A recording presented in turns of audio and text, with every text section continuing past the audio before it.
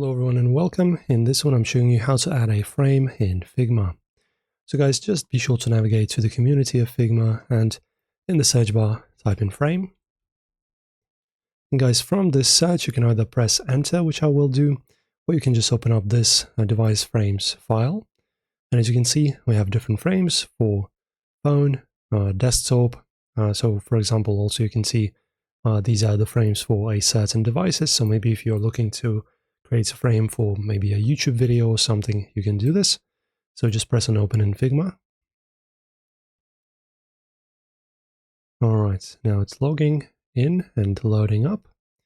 And now guys, as you can see, we have the different frames. And of course we have them named too. So this is how this is done.